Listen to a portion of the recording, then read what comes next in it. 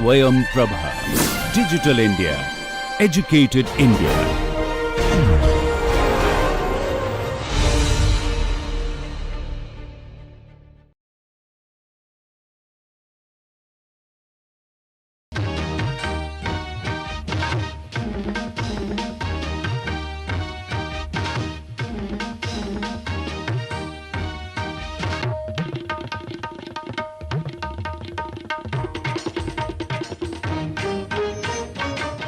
Hello everyone, welcome to lecture number 8, and today we are going to find out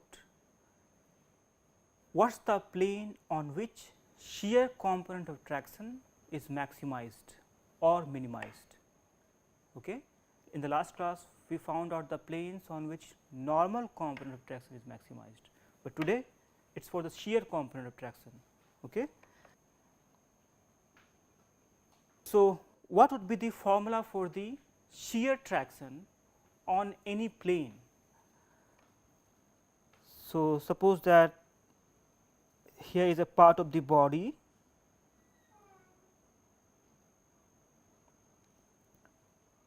and this plane has got normal n,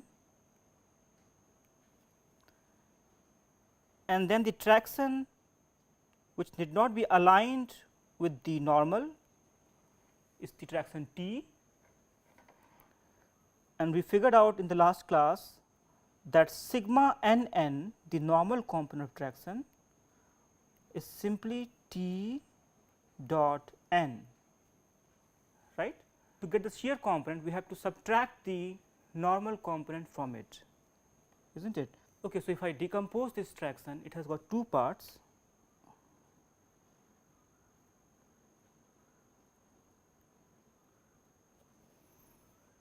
So, this part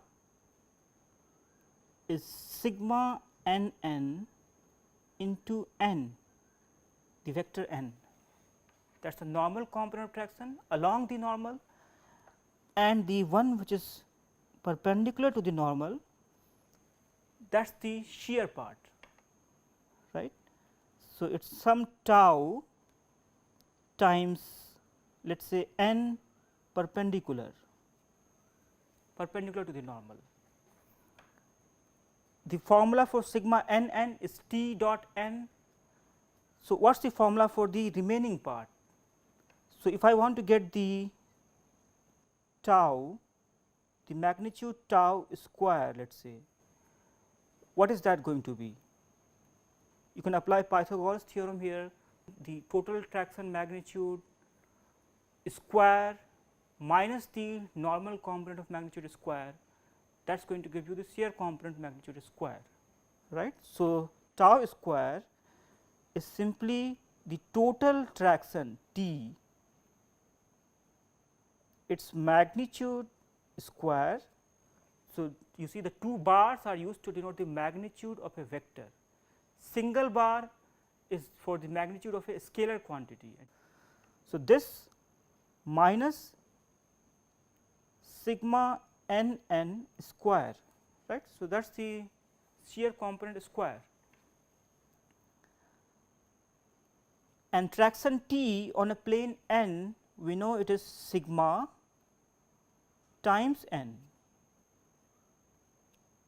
So, this square minus sigma n dot with n, that is sigma n n, and then I take the square of it. So, we have to find out its expression in terms of the components of the stress tensor and the components of the normal vector. So, let us suppose we work in the coordinate system of principal planes, because in that coordinate system the stress matrix looks diagonal. So, that is a very nice coordinate system. Okay. So, if I write down everything in the coordinate system of principal directions, then the sigma matrix is simply lambda 1, lambda 2, lambda 3, and these are all 0, and I then multiply with the 3 components of n, n1, n2, n3, and remember that these 3 components are the components with respect to principal directions. Okay. So, I multiply matrix and vector, get a vector, then take its magnitude with a double bar,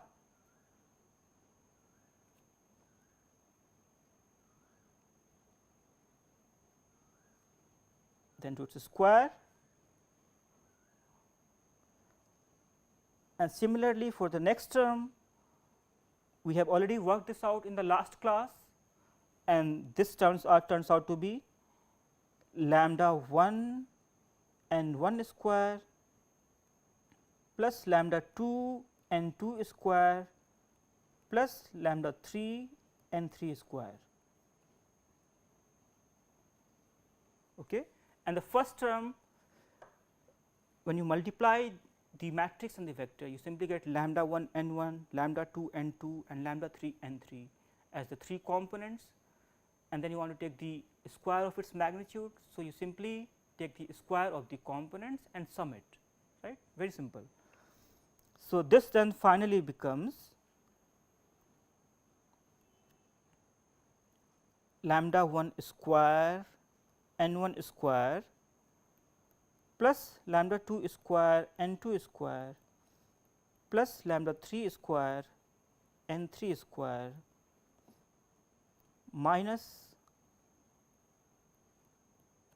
sigma n n square, which is this quantity,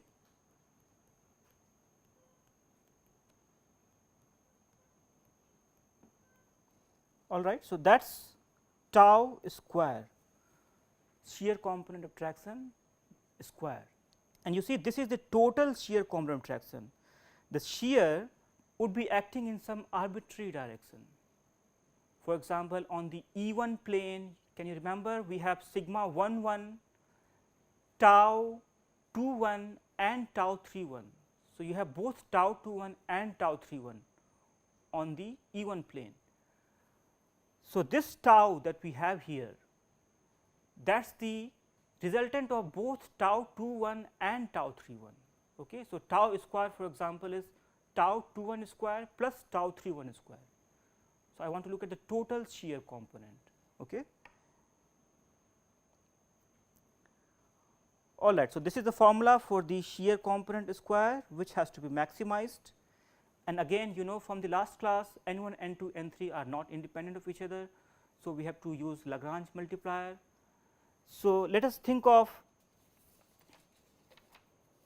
defining a function, let us say v, which is equal to summation over I lambda I n I square, all right, that is for the first term there, minus, sorry, this is lambda I square n I square, and for the second term it is lambda I n I whole square, right. Okay, you can see we have missed out in square here. See the thing over here, it is simply sigma n n, but we need to have the square of sigma n n. So, we are missing this square over here, likewise below also, here also. So, that is going to come over here also, right, very simple, and then we add the Lagrange multiplier term, right. So, let us say I now use for Lagrange multiplier alpha, because lambdas are already floating around.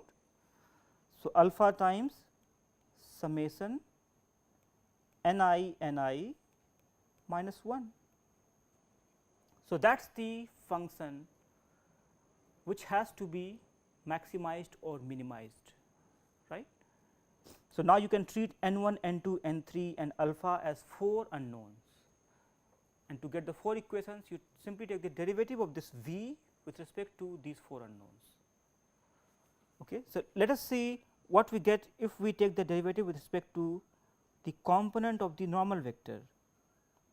So, suppose I do del v by del n k. So, what do I get? So, just like in the last class, you can remember we have to use the Kronecker delta function, right. So, for this term we have n I square, which becomes 2 times n I into del n I over del n k, right. So, that is simply delta I k. So, I get 2 times lambda I square into n I times delta I k, right. Then comes the second term, and here you can use chain rule. So, this becomes 2 times the thing inside the bracket, summation over I lambda I n I square, and the thing inside the bracket is actually sigma n n, into the differentiation of the bracket thing with respect to n k, right. So, what does that give me? So, this then multiplied with 2 times again summation over I lambda I n I delta I k.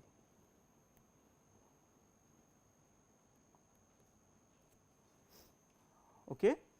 And then the last one, which is simply plus 2 times alpha summation over I n I delta I k, and this has to be equal to 0. Now, as in the last class we figured out delta I k, it is equal to 1 only when I is equal to k, and here we have summation over I running, only I equal to k is going to survive, right. So, we can get rid of the summation and replace the index I with k, right. So, the first term then becomes 2 times lambda k square n k. You see the summation is gone. From the second term, we will have 2 times summation over I lambda I n I square. See, this summation is not gone, because there are 2 summations here, only one of the summations will go away, into 2 times lambda k n k, right, plus 2 alpha n k, that is equal to 0, is not it? Or you could write it even more easily in a more nice fashion. You see that n k is common to each of the terms, and 2 is also common. So, 2 you can remove, and then you write it as n k times lambda k square minus 2 times summation over I lambda I n I square into lambda k plus alpha equal to 0. Okay, so, that is the equation which is going to hold for k equal to 1, 2, 3.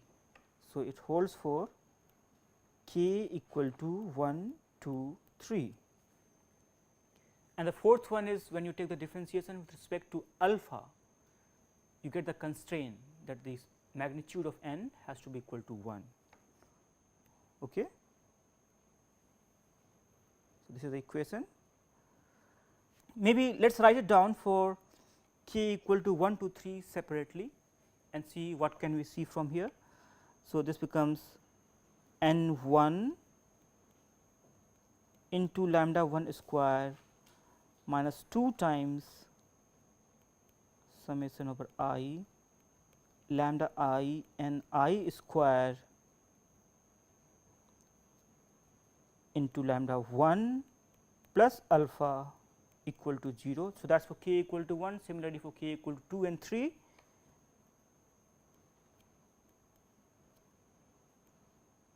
Lambda 2 square minus 2 times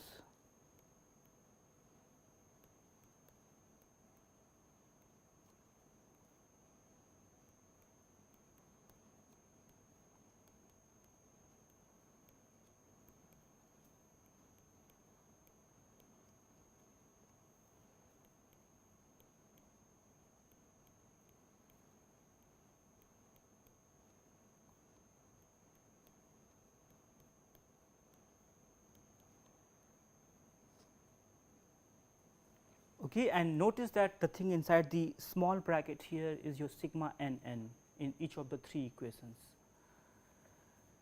And using these 3 equations, we have to find n 1, n 2, n 3, right, and for the alpha you have the 4th equation also. But let us focus on these 3 equations. You know, it is a product of 2 terms, n 1 into the other big term. So, it has to be equal to 0, which means either n 1 is equal to 0 or the big term is equal to 0, right. If you take n 1 equal to 0 from the first equation, n 2 equal to 0 from the second equation, n 3 equal to 0 from the third equation, then you get what is called a trivial solution, but that is not any direction, because the magnitude has to be equal to 1. Okay. So, maybe let us suppose we think of taking this part from the first equation and these 2 parts from the second and third equation, okay, and then look for what the solution is. So, you see from the first equation we simply get n 1 equal to 0, right. So, this simply tells me that n 1 is equal to 0. Now, in the second equation we can plug in n 1 equal to 0, and then we get lambda 2 square minus 2 times lambda 2 n 2 square plus lambda 3 n 3 square into lambda 2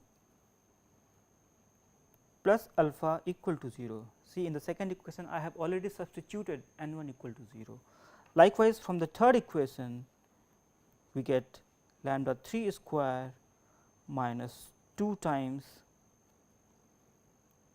lambda 2 n 2 square plus lambda 3 n 3 square into lambda 3 plus alpha equal to 0. All right. So, we have basically the last 2 equations at our disposal to get n 2 and n 3, because n 1 is already known to be 0.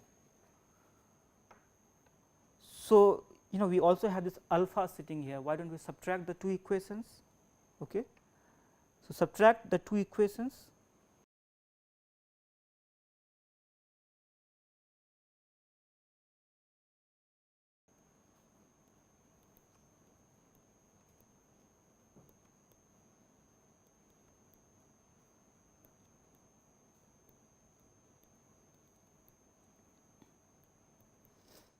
Okay, so, this gives us lambda 2 square minus lambda 3 square minus 2 times lambda 2 minus lambda 3 into lambda 2 n 2 square plus lambda 3 n 3 square equal to 0. Okay. So, that is the equation that we get. All right. Now, you can also see that lambda 2 minus lambda 3 is common, because the first term lambda 2 square minus lambda 3 square is lambda 2 plus lambda 3 into lambda 2 minus lambda 3. All right. So, this then finally becomes lambda 2 plus lambda 3 minus 2 times lambda 2 n 2 square plus lambda 3 n 3 square equal to 0. Okay. Now, we could do some rearrangement. So, we have lambda 2 into 1 minus 2 n 2 square plus lambda 3 into 1 minus 2 n 3 square, that is equal to 0. Okay. What are lambda 2 and lambda 3? They are the principal stress components. So, they are not supposed to change. We are finding out n 1, n 2, n 3 given the stress matrix, and our stress matrix could be arbitrary. For any arbitrary stress matrix, we have to find out what is the plane on which shear component of traction is getting maximized. Okay. So, we can sort of say that lambda 2 and lambda 3 are kind of arbitrary, right. So, does not that mean that the two coefficients here should vanish, is not it, if it has to be equal to 0. So, this then finally means n 2 is equal to plus minus 1 by root 2 and n 3 is equal to plus minus 1 by root 2, right. And we had already found out that n 1 was equal to 0. I mean, we had substituted that in the beginning. So, that is one solution for n 1, n 2, n 3. We do not have to find alpha, right, because this was not needed, but you can also find that.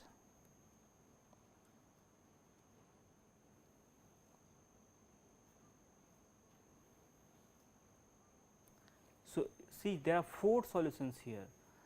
For n 2 there are 2, n 3 there are 2, n 1 there is 1. So, 2 into 2 into 1, total 4 solutions for the direction.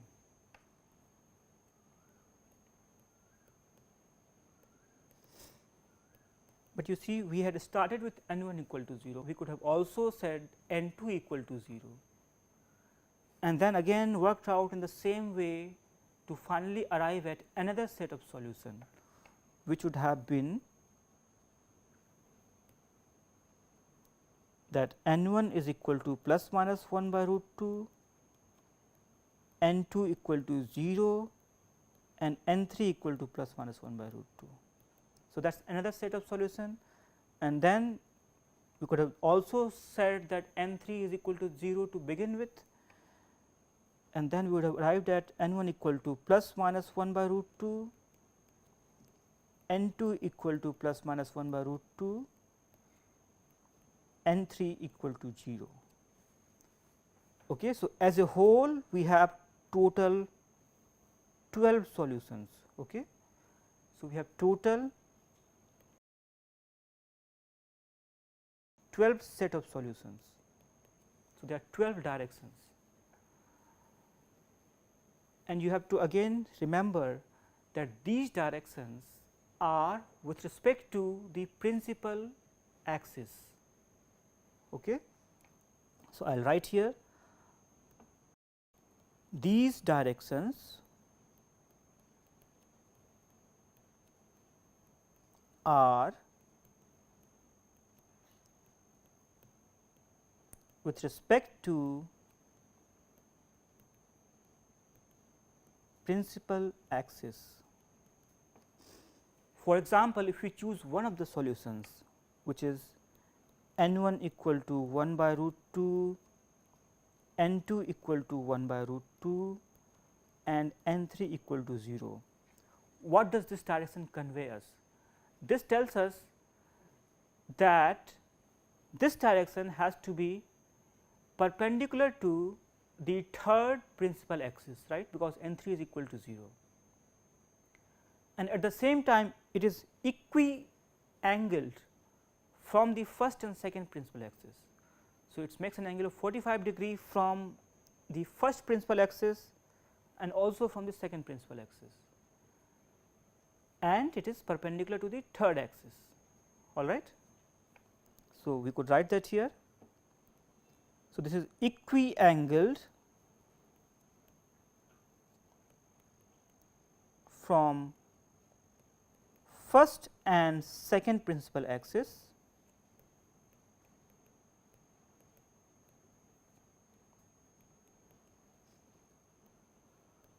but perpendicular to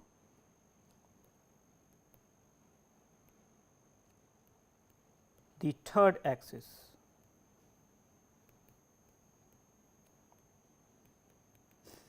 In fact, if you look at the 12 solutions, for each of the solutions at least one component is 0.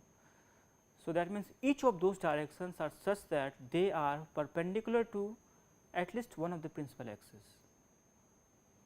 The first set is perpendicular to first principal axis, the second set of 4 solutions are perpendicular to second principal axis, and third set is perpendicular to third principal axis, right.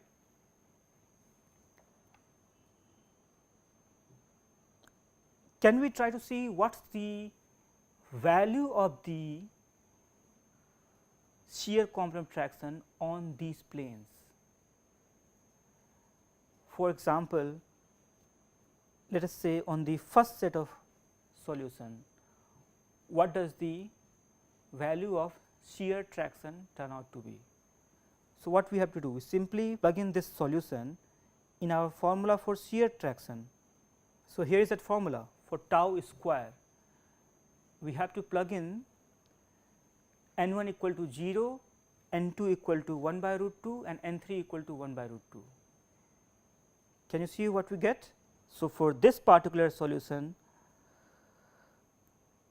tau square is lambda 2 square into n 2 square, which is by 2, plus lambda 3 square n 3 square, n 3 is 0, so that is gone, and then lambda 1 square n 1 square. So, lambda 1 is there.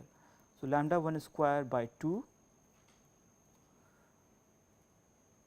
and then minus sigma n n whole square.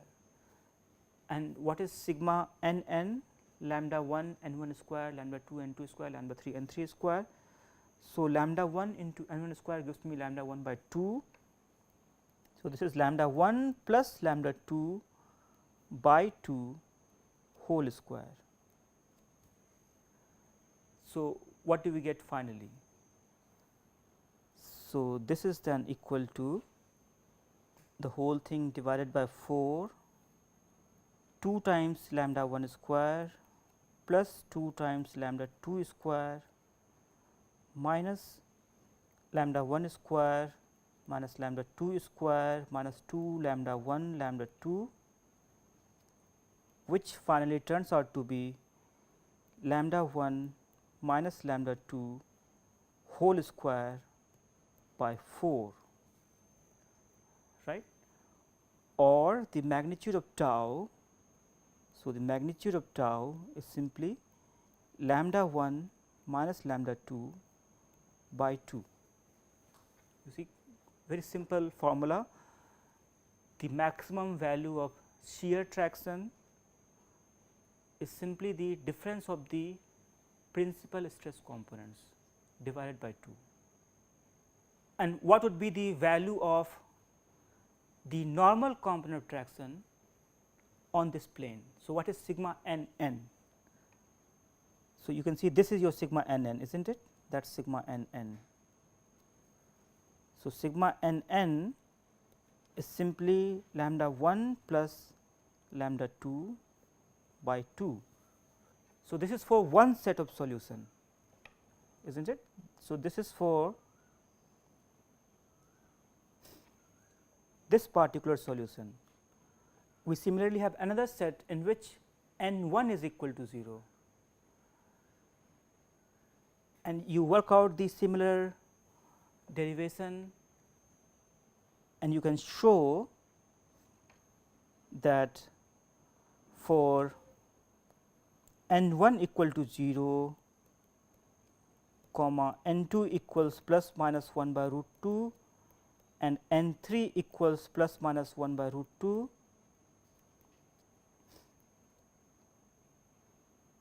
the tau max, right. So, maximum value of shear traction, its magnitude is simply lambda 2 minus lambda 3 by 2, and the sigma n n on that particular plane is lambda 2 plus lambda 3 by 2. Likewise, for the other set of solution in which n 2 is equal to 0,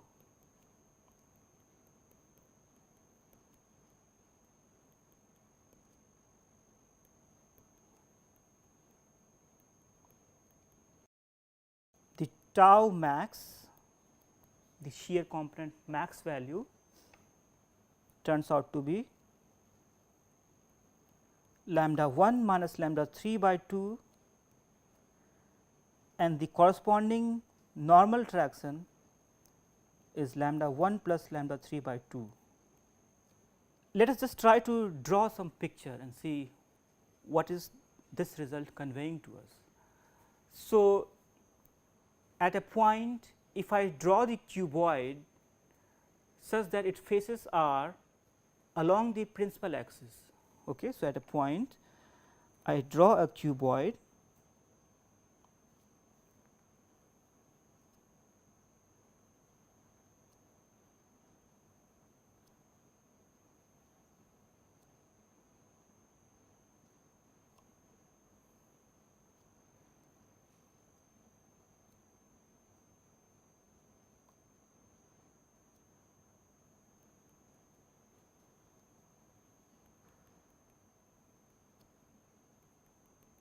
its faces are along the principal axis, which are normal 1, normal 2, normal 3. So, I could say this is n 1, then this is n 2, and this one is n 3, and since they are principal planes, it only has got normal component of traction, right. So, over here for example, it is just lambda 1, here we got just lambda 2, and on this face we have lambda 3, right. Now, let us think of drawing the plane corresponding to maximum shear traction, all right, and think about the plane whose n 2, the second component of normal, is 0. So, we could draw the following picture.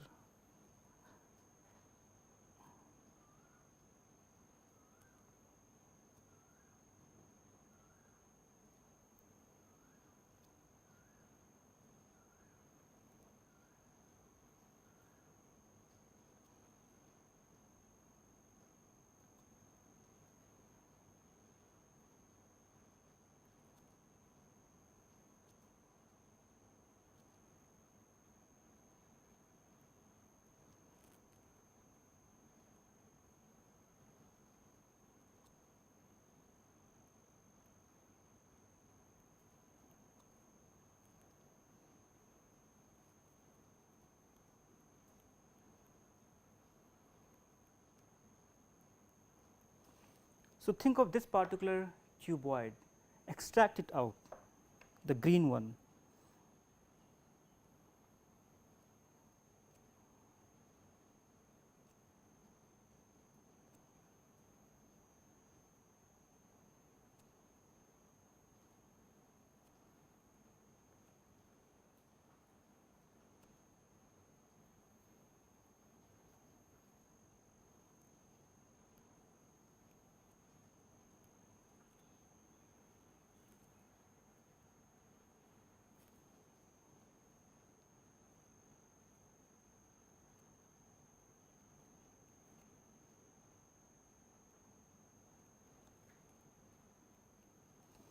And what are the faces of this cuboid?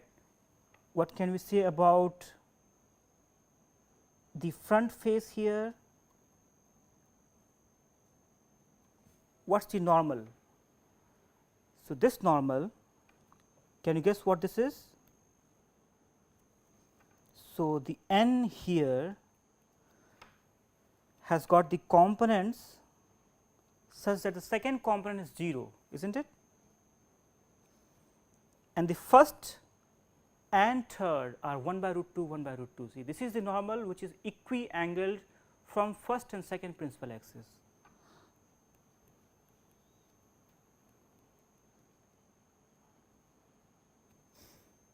And what can we say about this one?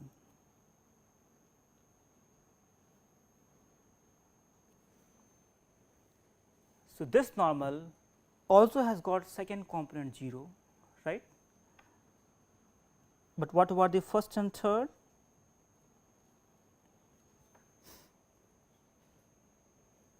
The first is negative and third is positive. So, first is minus 1 by root 2 and third is 1 by root 2, and on these planes then what is the value of sigma and tau? So, sigma we know it is sigma 1 plus sigma 3 by 2 or lambda 1 plus lambda 3 by 2. So, this is lambda 1 plus lambda 3 by 2 and the shear component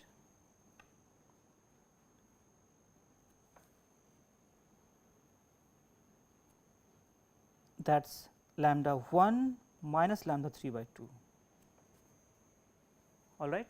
And likewise you have the normal and shear components on these planes, and the top face, because it is a principal plane, it still has just lambda 2.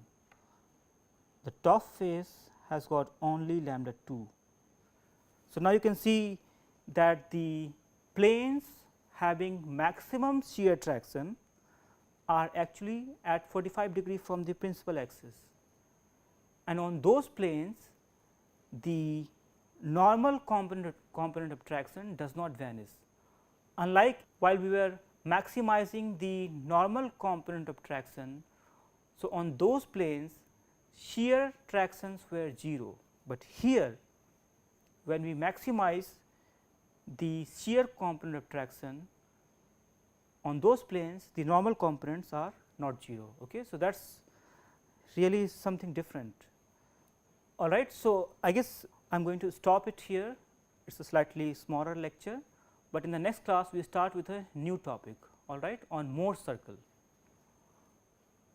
which is actually a graphical way to find out normal and shear component of tractions on different planes. Okay. You will see it is really interesting. Okay. Thank you.